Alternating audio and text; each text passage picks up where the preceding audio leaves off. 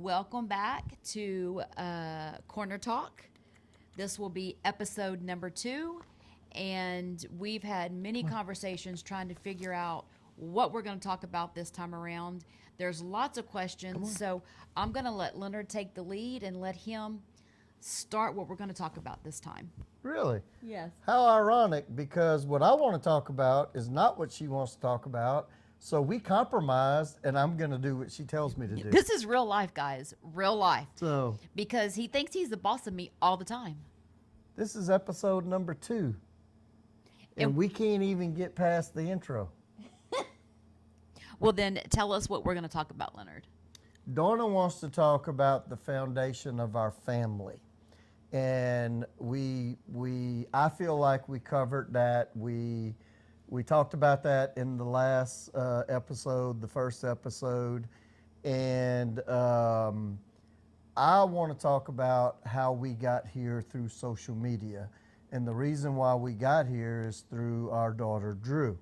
So let's talk about the foundation of our family. Well, I mean, we can still talk about the Drew episode. What you're No, talking. we'll stick to the family but, part. I mean, because we can start with it all comes because I homeschooled, so we can start there because that's whenever I discovered that Drew had a fascination with electronics. It started with her homeschool computer.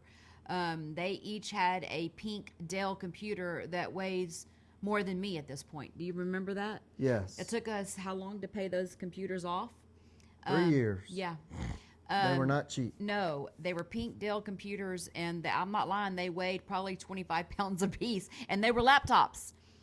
So that's when it started, if we're going to be quite honest. So let's start with homeschooling. Yeah, that's exactly. I was the most anti-homeschooling person in the world. No way my kids were going to be homeschooled. No way we were going to be the crazy people. We were not going to go through that. So we lived in a neighborhood on the east side of Houston, and they built a brand new, beautiful school. The first year, the school was supposed to be at 75% capacity. The next year was supposed to be at 90% capacity, and it was to stay at 90 to 95% capacity. I was very anti-homeschool. They built the new school. I had a friend of mine was on the school board. He had worked real hard to get there. He had worked real hard to make some changes, and he found out real quick he was not going to be able to make some changes. And I won't repeat what he told me, but it was a struggle for him. So with that being said, the powers that be started busing people from other parts of the community. It was not a poor versus rich, rich versus poor. It was out of better space. off. It was Out of space. It was out of space. The school districts were behind. All right, so Delane is in her second year at this school, and she's going to be, or Delane is in her first year at this school, which is a brand new school, first year. All right. New principal, amazing lady, had a lot of respect for her. She did nothing wrong. She did the best she could with what she had. I go to the meet the parent night. Dawna stayed home with Drew, I think. And so we go to meet the parent, meet the teacher, the whole 9 yards. And my little student is not in a classroom inside of the building. She is in one of the 3 portable buildings at the back of the school. There was no fence, there was no gate, there was no nothing. 3 buildings that had to be locked at all times. For the kids to leave the building to go into the school, they had to be escorted, and it had to be scheduled to be escorted. The bathroom was within the portable building, and there was one bathroom. One bathroom, 28 kids using this bathroom, including the teacher. The teacher was a young lady from Louisiana. I say young lady, she was probably early 30s. She transferred to our school district because her husband had gotten transferred with his job to one of the facilities, one of the chemical refinery plants. And I'm walking around with these parents, and this teacher looks like she's miserable. I pull her to the side. We were from the same area, close to the same area in Louisiana. And I said, how are you going to do this? And she knew exactly what I was talking about. She said, I have no idea. I said, what kind of help are you getting? You heard what the rules are. That's the help I'm getting. I said, well, I met the principal, and I said, she seems really, really nice and really, really sincere. She says it is. It's not the principal. It's the school district. So 28 kids, boys and girls. Grown men are nasty when it comes to a bathroom. Little boys are 10 times nastier than a grown man, or maybe not. So at this point, And remember, thinking, guys, he's a girl dad. All the way, 100% a girl dad. yes. So I'm thinking, Yes. there's no way that my kid is going to go through this. So I wait till the end of the meeting and everything, and I pull the principal to the side. I was very respectful. I was very nice. And my question was, how are you going to ensure the safety of my child? No fence, no security, no nothing. Remember, we're in Houston. With tears in her eyes, she said, sir, I can't. And that was it for me. I went home. I looked at my wife. I said, I will get back to you by the end of the week. We're going to be homeschooling. And I'd begged for years to do it. Long time. A long time. I mean, I'd been praying and praying and praying, and he was adamant. So, of course, him being the head of the home, I honored that, even though I didn't agree, but I honored it. But look what God did. So could something happen to my child at home or going to the grocery store? Or absolutely. But we pay a lot of taxes for the school board to ensure that our kids are going to be safe. Now, mind you, this was before the school shootings that we have of today. Was it happening back then? Yes. Well, and so many people asked along the way, why did y'all homeschool? And at the time, it had nothing to do with the education system. Today, No, it was a good school district. yeah, it had some. Now today, I would tell you, if I had to raise a child, I would homeschool them now because of what they're putting into our children. I homeschooled because of safety reasons, social reasons, nothing to do with education. But again, my grandbabies, I wish I could homeschool them because I want to put into them the foundational truths. Now, with that being said, I'll say this real quick. Jackson, who is our social butterfly, who we never thought he would be, Because he's super quiet.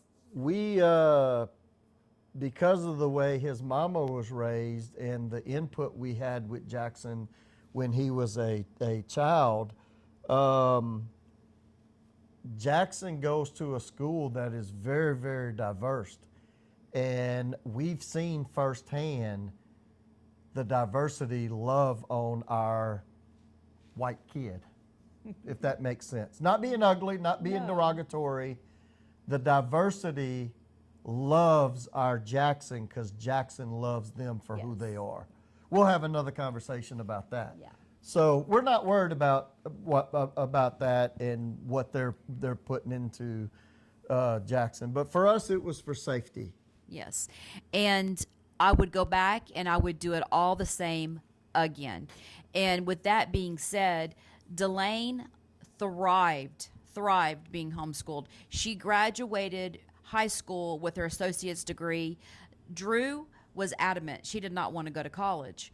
And I went with it, but as a mom, it was hard because I wanted her to be college educated, just because it was just ingrained in me. But she fought me every step of the way.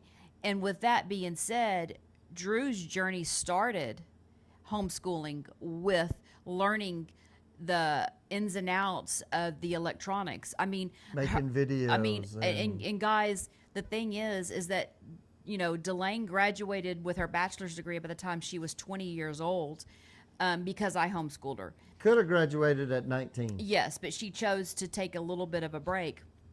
And with Drew, she's not college educated, but let me tell you, she's got the knowledge. Right now, she's missing the boat because she could take people's pages and grow them. Because she looked at me and she goes, Mom, you need to do this, this, and this. I'm like, how do you know that?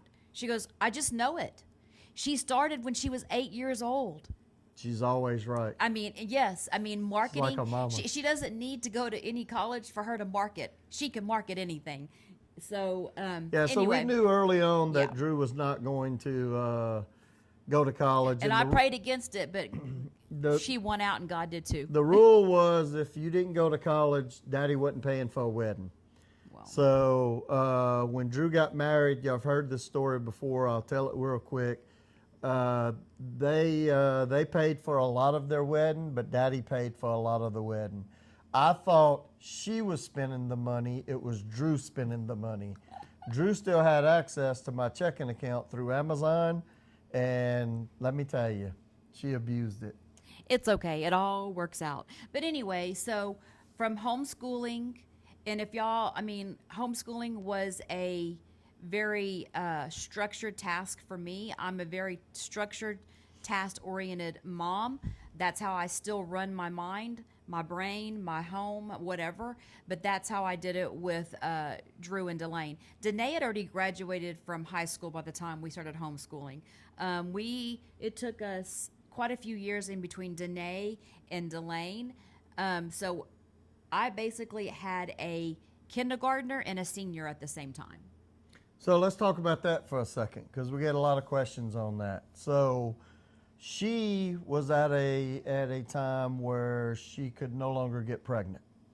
Without going into a lot of detail, we were seeing a doctor, and the doctor said we're going to start at the very basic of the female issues that you may or may not have. And over a 2 to 3 year period, we went through a whole, started at A and ended up at Z. And Z was, we'll do a spinal tap and inject you. This was before IVF. Is it IVF? I don't know a whole lot about all that. No, I don't. This was before of the world today. They wasn't freezing embryos, or if they were, we didn't know anything about that. It was a spinal tap, and I said, nope, that's it. They did have infertilization? I don't know. I don't know. Anyway, I don't know. they were gonna fertilize her, and I'm like, absolutely not. I'll be the freaking guy on the news with 8 babies, and that was not gonna happen. So I didn't want twins, I didn't want triplets, and I'm like, no, I've heard all the stories, we're not doing that. So we stopped. And one of the problems that we had as parents that we failed with Danae was our world revolved around Danae. And that was not a good thing. We thought it was a good thing, but it was not a good thing. So we kind of dropped the ball a little bit with some of the things with Danae. Now, Danae was hard-headed, and Danae was, She's a leader. That's what Yeah. if you have a strong-willed child, I call them leaders because they are our future leaders. Speak into that, mamas and daddies. So then, Dawna will always say, I have 4 daughters. So out of the blue, we have a daughter.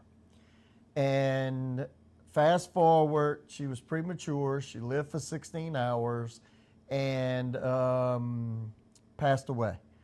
We'll probably have a video more on that, the details. We've been told, things would never, that wasn't the case. It couldn't happen that way, blah, blah, blah. We had an amazing doctor, and he was actually from Canada. And why would y'all have a doctor from Canada? He moved to the United States to get away from his girlfriend. He had a girlfriend. True story. He had a girlfriend. He moved back to Canada because he missed his girlfriend. And how he remembers all these details, I have not a clue because I don't remember We those spent details. so much time in the hospital. I guess I was out of He it. was an absolute amazing doctor. He was miserable. Now, he was married with kids. They came down to this area. They moved to Texas to be closer to the coast. And but the problem was he was in love with his girlfriend, and he moved back to Canada to be near his girlfriend. True story. So anyway, Go ahead. You was going to say something. Go ahead. Amazing doctor, amazing nurses. It went through a time. It changed my world where I was with my faith, with walk with Christ. I was raised a Catholic, to be Catholic from cradle to grave. I had lots of issues with Catholicism, priest, the rules, the laws. This kind of was overboard. We were going to the Catholic Church. It was a young priest. The priest didn't know how to handle what had happened, didn't know how to handle the death of a child. He was young. I kind of beat him up a little bit, not physically, but the way he handled it, that was it. I was done as a Catholic, and I think she wants to talk a little bit more about our faith and where we went and how we got there, but it started with that. I was convincing her to be a Catholic. Out of all the stupid crap I went through as a Catholic, I still defended being a Catholic. I defended all the rules. I defended Pope. I'm not mad at Catholics. My whole entire family is Catholic except for one sister-in-law. I have a huge family.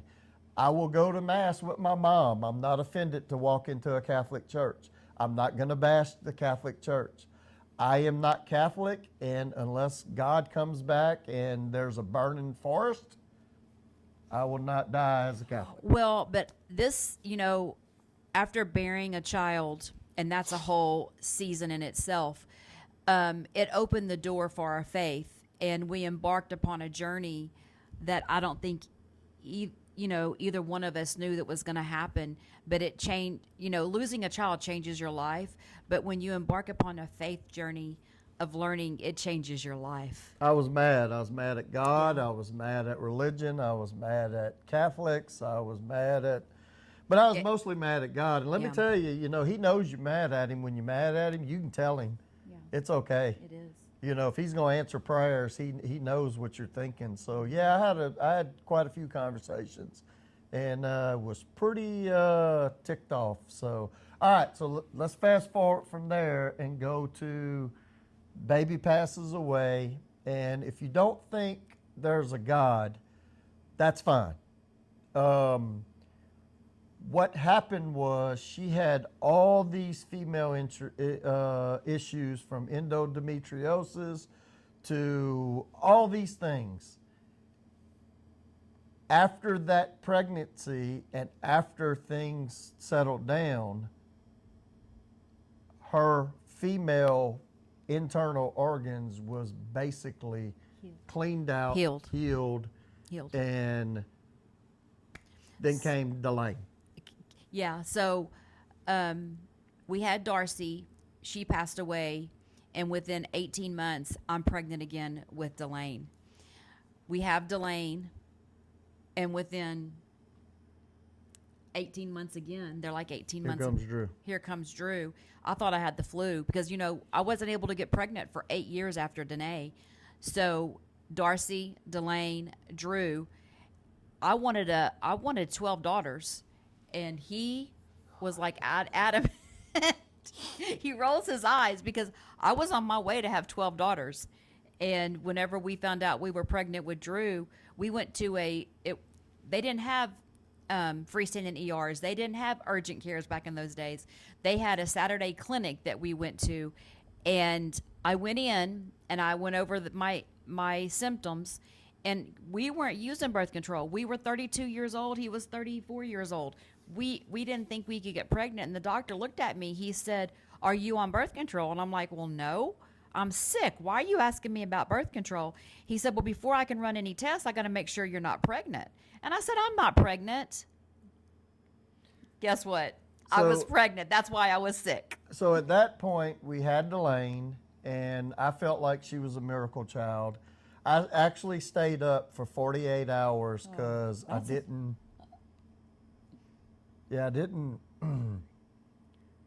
want her to disappear.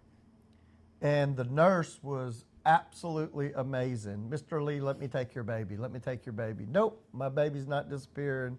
And I was only hurting the baby. They would come in and do everything. Well, let's back up. And I have C-sections. I'm not able to have a baby naturally, so I was having C-sections. So when you naturally deliver a baby, you know you squeeze all of those fluids out of their lungs. Well, when you deliver a C-section, that doesn't happen, right? So she needed to go, and they wanted to pump her lungs, well, they were her doing stomach or all whatever. that, but they needed her in the Right. baby room, the nursery. So finally, after 2 full days, I said, "Okay, take my baby," and I slept for like 8 or 9 hours. Yeah. And so I'm traveling. I come home, and she's pregnant with Drew. No, that's not true. That happened with Delane. So we went to the doctor, like she said, and they're going to do a pregnancy test. And we're laughing like that's no way that's going to happen. And she's pregnant. At that point, I didn't want any more kids because I didn't want to go through what I went through with Delane. Imagine that, how selfish I was. She did all the work and did everything, and I didn't want to go through the worry and the heartache and all that of Delane. And so she had accepted that I didn't want another child, even though we weren't practicing or using birth control. She had accepted that we wasn't going to have another child. So she was kind of like didn't even want me to know, even though I'm in the emergency room with her. I'm pretty sure I was there. You were there. You were in the waiting room. Yeah, I was in the waiting room. He was in the waiting room, and when I walked out, I said, "You got to come back here." And he goes, I said, "I'm pregnant." He goes, "No, you're not." The nurse had to say, "Yes, she is." So I was Yeah. excited because at that point I wanted another child. She didn't. She had accepted because of me we were not going to have another child. So it was a win for both of us. Well, after you lose a child, I think we were both operating out of fear. And Yes. and the whole pregnancy with Delane, it was not even enjoyable because we were both so fearful of losing her. And then Yeah, every little thing was. I mean, he didn't let me scrub the toilets because he was so worried about me losing her. So anyway, that's a whole other story. But so we didn't think we would have more children, but they're God. There again, you were going where don't believe in God. So at this point we're not in church. At this point I'm done with Catholicism. We had done 99% of the conversion for her to be a Catholic, and because of the rules and laws and the priest was absolutely amazing. As a matter of fact, he was from Ireland, and he didn't follow the so-called rules. They sent him back to Ireland. Amazing man. The whole area was just dumbfounded that they sent him back to Ireland. So at this point, I'm done. I'm finished. And she wanted us to.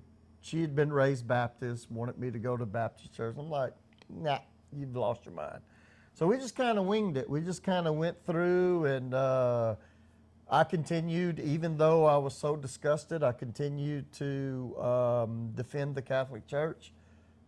All things Catholic Church. And look, if y'all Catholic, I'm not picking on y'all. That scared me. That was thunder. Yeah. Not picking on y'all. I'm not mad at Catholicism. We just have a difference of opinion. And Coco's scared. Here she All right. comes. So, and that's okay. That's okay. So we're not in church. We're not going through there. We build our forever home. Drew is a year. Delane is 3. 2 or 3. Where are you going? Oh, when we go to Houston? Yeah. By the So as we're in our forever home, this is 3 years later, and the local priest is still trying to get me to go to church. He's trying to save me. He's trying to save my salvation. All right? You can argue all you want to. The doctrine, the law of the church is if you are not a Catholic, you have no salvation. You can argue all you want. You can use all the new little snippets. That is the doctrine of the church. This young priest did everything he possibly could to keep me as a Catholic for my salvation. And for that, I'm grateful for him. Didn't know it at the time. He walks up the steps up the driveway. We had a long driveway, and he drives up the driveway one day, and I just ripped him to shreds. And I said, if you're not going to show me the rule book, because he carried this little black pamphlet around, and everything was in there. Baptisms, weddings, all these things. And I said, if you're not going to share the rules with me, I will not be a Catholic. And he looked at me and he said, I can't share the rules. And he put his head down, walked back to his car, and he drove off.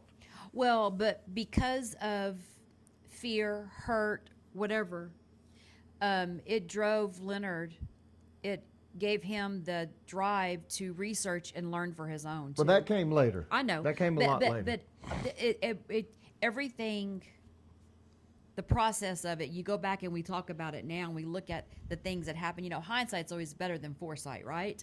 So I can look back and see what God was doing. He was directing our path, even though we didn't feel like he was directing our path. Correct. So now we have 3 girls. We're still in mourning over Darcy, who ironically looked just like Drew. We have a picture of Guys. her. And the whole time that Drew was pregnant with Ivory, I wanted to call her Darcy. Yeah. I mean, and because Darcy had curls just like Ivory. Yeah. I mean, guys, it is crazy. Is. And maybe that's, we, I don't know. Yeah, we actually did. The nurse took the picture, and we actually didn't want the picture, and we're glad we have the picture. So, all right, so we got 3 girls at this point. Danae is the best sister you could ever imagine. And we won't talk a whole lot about that, but at 14, Danae just hit the switch. And she became a teenager. Yes, and we did not know how to handle it. We were shocked. She was mad because she was no longer the center of attention. She woke up one day and was like, oh crap, I'm third in line now. Matter of fact, I'm not even third in line. And she didn't take it very well. And we didn't know how to handle it. No, and that's the thing is that, you know, whenever you're the only child, basically for 10 years, and then you bring in, well, let's go back. She was the only child, and then we lost a child. And if I could go back, I would have me and Danae in grieving counseling, but I didn't know. We didn't know. I didn't know what it would do to an 8-year-old at that time. Her, Danae and I have talked about it now, but like I tried to explain to Drew and Delane, we didn't have Google. We didn't know that all about mental health because Danae dealt with grieving as an 8-year-old, and I didn't even realize it because I was so much in my own grief that I didn't even know that my 8-year-old child was suffering with it. So if I could go back, I would do so many things different. But again, I'm more mature now. I'm no longer a 28-year-old grieving the loss of a baby. Yep. Just trying to survive. I mean, we were in survival mode. He had to take 2 weeks off, and at that time, he had to go back to work because we had to pay bills. Yeah. So what we would do different, but you know, if I could help anybody at this point, for me, get help. Especially if you go through a loss like that and you have a young child at home, get help. Because I thought I did everything right. Because Danae looked at me and him one day and said, "Could y'all stop crying, please?" So we stopped crying, and we thought that was it. It was good, but obviously not. Yep. So, and for me, it was more so the anger and not the crying. For her, it was a lot of crying. All right. So fast forward to we can't put everything in there. This thing will be 14 days long. So well, a lifetime, so guys. We'll share some other things and go through that. Because of the death of our daughter, we were able to help many couples. I got to write stuff down. I'm old school. I got to put it on a board. I'm not good with spreadsheets. I'm not good with folders. I save everything in folders. I do all that, but I got a big whiteboard in my office. I got a notepad. I write everything down. I print everything out. I got to see it. Stop for 1 second. Stop. Okay. We're at 27 minutes. Oh, that's nothing. Okay. So,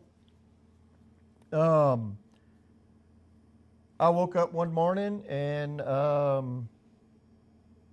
it wasn't just a dream. We can call it revelation. And I just started writing. And I wrote about my time and my healing of losing a child. This was 13 years later, guys. Yeah, it was a long time later. And he entitled it Encounter. So, 13 years of healing. Yeah, so we were able to share that with a lot of couples that had lost infants, miscarriages, Well, even infertility. infertility, losing teenagers, losing. One couple lost a 20-something-year-old child, and it's all different, but it's all the same. It's hurt. It's lost. It's grief. It's grief. So we were able to share that with a lot of people. And so fast forward to we're living in our forever home. We were able to make an amazing backyard. We had a deck that was bigger than I. He built a 3-layer deck, and I remember I was pregnant with Drew while he was building it, and I would sit on the boards as he nailed it. Yep, I called it truck rental. That's another story for another day. So, Okay, and this is, we're going all over the place, but Leonard worked out of town. yeah, I was gone all the time. He was gone. He would leave on Monday morning and come back late Thursday night. So he was only home Friday, Saturday, and Sunday. So we built our forever home, and things were not good between us. And the more I was away, the worse it got. well, because it was And- me and the girls, and he would come home and he would invade our space. Which, Yep, so I pretty much lived my weekends building stuff outside, or we were not in a good place. We were not, she blamed it a lot on losing Dorsey. We didn't do a good job of communicating. I was miserable on the road. Back then, I was a weekend drinker. I never went out to the bars. I went to my hotel room. Matter of fact, I spend more time at the mall to deal with my time than I did anything else. I could probably count on one hand how many times in those years I went to a bar. It just wasn't my thing. We had stopped going to bars prior to that because men don't know how to act when you go to a bar with a pretty lady. we had stopped before we got married. Yeah, right before we got married, it was like, that's it. I'm done. I can't do this stupid crap anymore. And but back then, before all this, everything out there today, that was the thing. And so anyway, things were not good between us. Mm-hmm. We started a catering business, and the catering business was booming. It was taking off. It was, we're working for Halliburton, Schlumberger, and all these big companies. Word had gotten out. We started out in the oil field, and we're making money hand over fist. Okay, remember, he's still working his day job. He still goes out of town. This is just on the weekends. This is just on the weekends. And I mind you, we have 3 daughters, a teenager, a 2-year-old, a baby. So I'm extremely happy. I have a room that had everything in it outside, a bathroom, a kitchen, a sink, freezers, an air conditioning, even had cable. We had cable back then. I'll tell you the story about Delane. And so I would prep and get ready, go cook. She would stand there, give me the check, because she was angry with me. Of course, I was too stupid to know. And she would go cash the check. We would add to our arsenal of things because I already had another job. So things would slow down during the summer at my job. I had enough work lined up through all these companies that I was probably never going to have to go back to work again. And had no idea why she was angry at me. And today, it's silly that I didn't know, but here she is. She's raising these kids. She's doing everything. I come in on Thursday night. I got everything to go for Friday. I spend Saturday and Sunday cleaning up and prepared for the next weekend. She's still doing everything with the kids. I got a free pass when it came to the kids. I was doing nothing or very little or Well, you were the minimum. you were providing. Yeah, I was providing, but I wasn't. I was still being a dad, but I wasn't being the husband that she expected or should have had. So it took a long time for me to recognize that. But a lot of it was hard to stomach. And okay, you mad over that? Really? Really? Go! I just gave you some cash. Go buy something.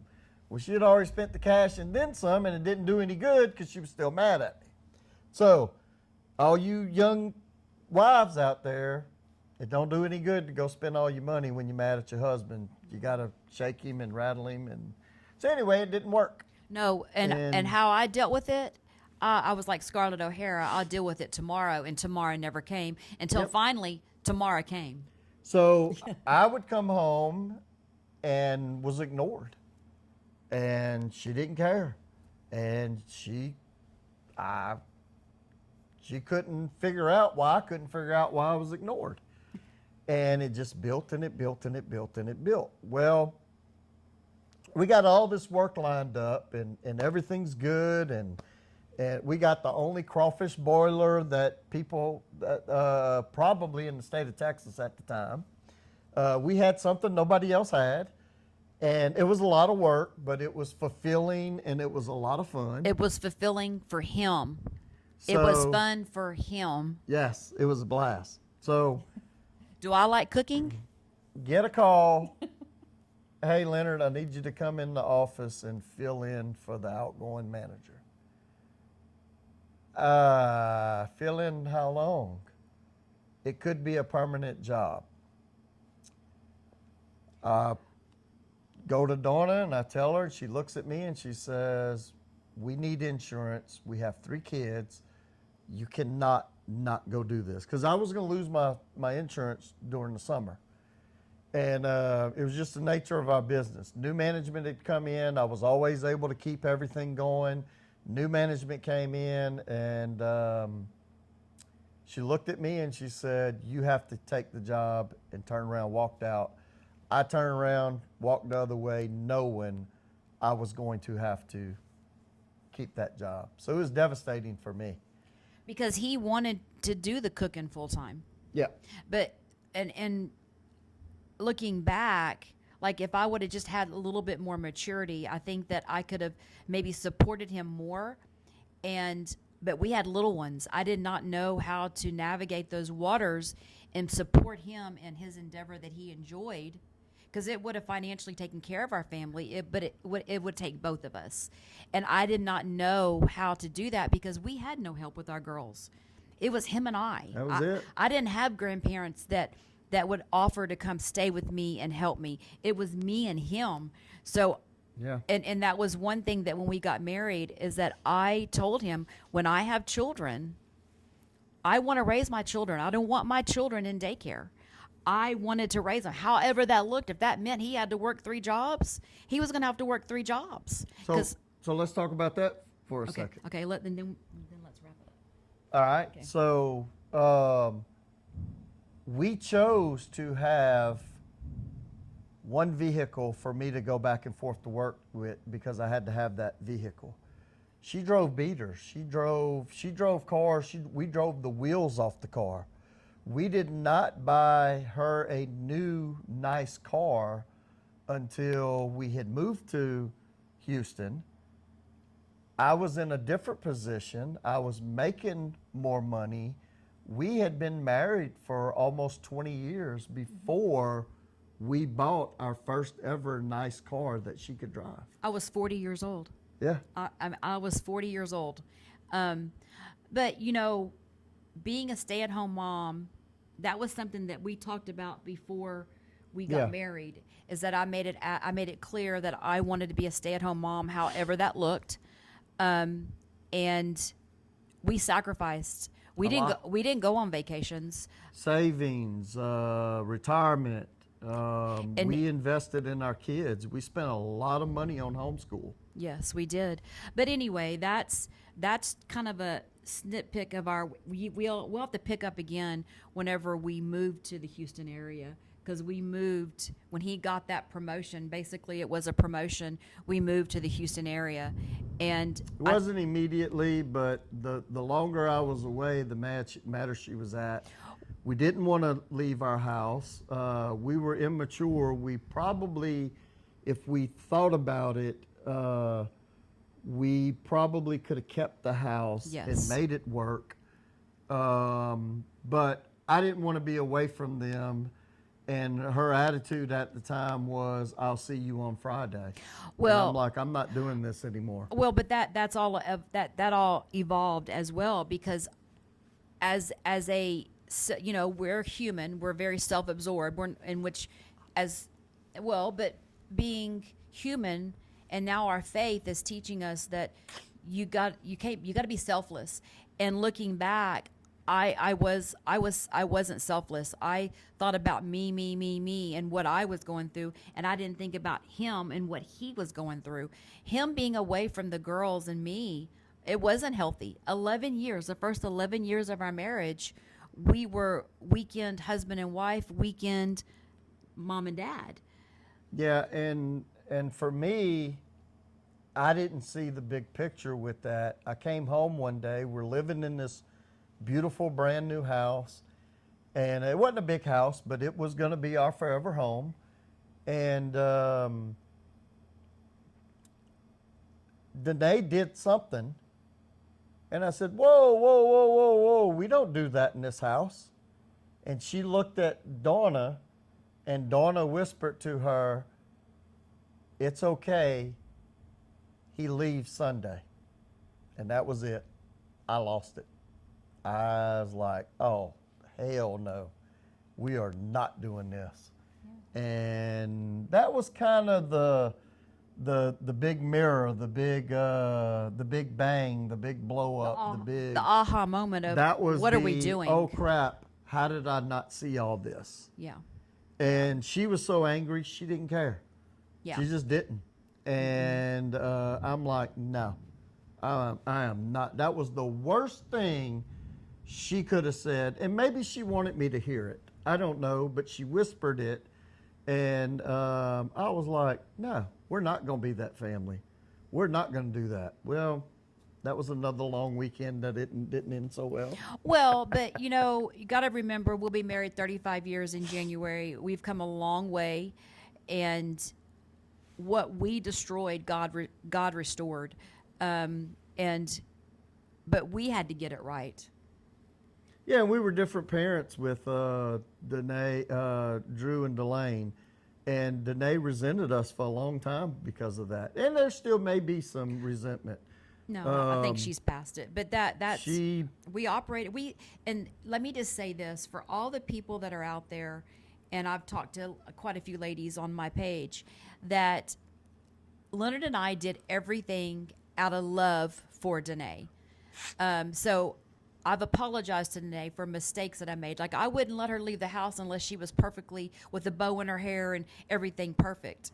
And we would let Drew go to church in her costume and her fake high heels. And that was one of the biggest fights with me and Danae. She goes, "You wouldn't even let me leave the house." And like I told her, "I'm sorry. I messed up.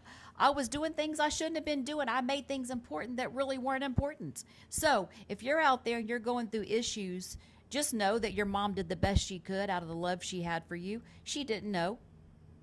yep. So, if you watch the first episode, we made the comment that one of the reasons why we're doing this is because we get so many questions. We get asked a lot of questions, and we get the smart aleck troll questions. That's fine. We know who they are.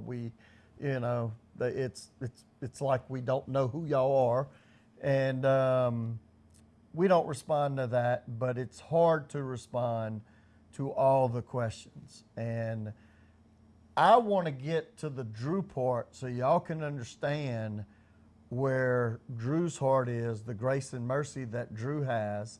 She has changed lives, not knowing she changed lives, and could give a rip. I'm sitting there reading letters with tears running down my face, and Drew's like, "Oh yeah, that's that girl from so and so." So, And I'm like, "Come here, I'm gonna choke the snot out of you." so we're going to wrap this up, and this next episode, episode 3, we're going to talk about that. We're going to talk about what Leonard's talking about. So y'all stay tuned. And we were all over the place, but I think we hopefully gave you a little bit of a picture. It's gonna be like that every time. Yeah, 'cause we're that's gonna just- always be all over the place. because that's just how our brains operate. We're both like that. But I think this next time we're going to hone it in, and Drew has given us permission Yes. to talk about it without her present. So y'all stay tuned. It's going to be the grace and mercy of Drew Emma. And we are here because Drew Emma and whoever knew, I mean, God knew we needed that baby in our life whenever I thought I had the flu. Yeah, I don't know if we needed social media and Facebook and all that, but here we are today. Here we are today. And we blame Drew for that. Yeah, and I enjoy every minute of it. So we thank y'all for Yes. being here, and look forward to growing and learning. Yeah. Thank y'all.